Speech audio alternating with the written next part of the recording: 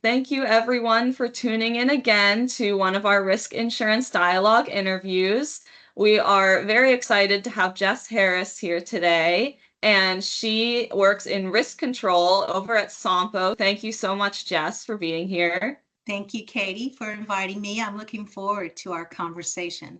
Yes, can we start off by you giving a little summary of your role and what you do on the day-to-day? Yes, at Sompo, my role is I'm Vice President in Risk Control over the life sciences industry practice, which means that I help develop training modules, guidelines, technical resources, and I've worked on a lot of playbooks to help develop our team and subject matter experts so that we can demonstrate our expertise in the life sciences space and also so that we can empower our team to make some good decisions when they're helping the underwriters in reviewing new prospects and also in maintaining service to our accounts. Great. And that's such a unique role that I think should get talked about a bit more because it does have such a major impact on insurance and the role that we play with our different clients. That's great. I love what I do, Katie. It's a really exciting opportunity to be able to actually make a difference. And that's what I love about risk control. Definitely. And to jump into our first question, I wanted to ask, how do you combine your passions with work, and how do you really hone in on staying engaged in your role and making sure that every day is exciting to come into work and stay motivated? Great questions, Katie. Thank you for asking. Katie, I grew up as a little girl. I wanted to be a doctor. And the reason was because I like to help people. But I went to college and took a lot of pre-med classes. I quickly realized that I wanted to do something different. So I graduated with a biology degree. And I think, like a lot of people, I can say I lucked out whenever I found the insurance industry. This was not something I aspired to do. But when I interviewed on campus for a job that was looking for someone with a science background, it really helped me to be able to demonstrate some of the skills that I have as a biology major, especially in the life sciences space. And what I do on a daily basis, I feel like I stay connected to my clients, but also to the team that we have. And I mentor two people here in my work. And that has really made me realize how valuable it is to have some insight from someone who has maybe a little more experience in the world and also in just in the insurance industry.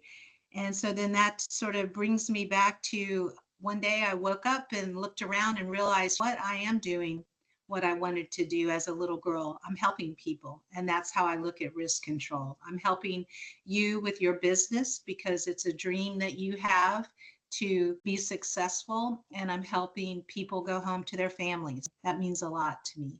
That is an amazing impact and definitely has a lot of great aspects and provides a lot of knowledge and expertise and guidance. And I love how you mentioned mentorship because that's something that we're really big on here and really trying to raise awareness for is the importance of mentorship and how much it benefits not just the person getting the mentorship, but the person providing that guidance as well.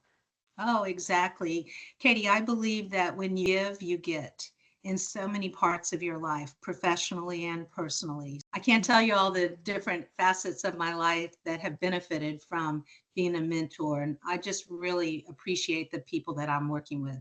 Yes, great points. And in terms of those young professionals, talking about them, what is maybe a strategy or something that they can focus on to when they're aspiring for those new career goals or new roles?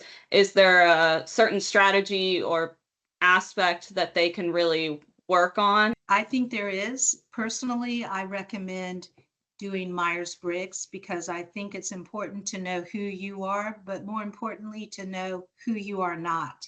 And we're all created differently, and we need to have different people on our team.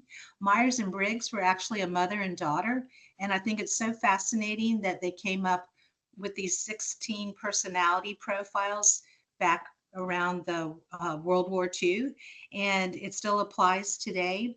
It doesn't matter if you're an introvert or an extrovert, you can still excel in the insurance industry, but you need to know where you fit and how you process information and how you get your energy. I think that is so important for young people coming into the industry. One other thing I would love to add is just continuous improvement. I firmly believe people should be working on professional designations. You don't want to wake up in 20 years and look around and realize all of your peers have professional designations, one, two, maybe even three or more. And I believe very strongly that we need to always be educating ourselves and striving for those designations. Great. Yeah, the trend that I've noticed in the other people that have come on as well is designations are such a big impact on your knowledge and where it can get you in your career. So that's definitely something that I've noticed is very important to a lot of leaders in the industry. Yes, and it should be important. I just really think that people need to be the best version of themselves, and that's how you can do it. Yes.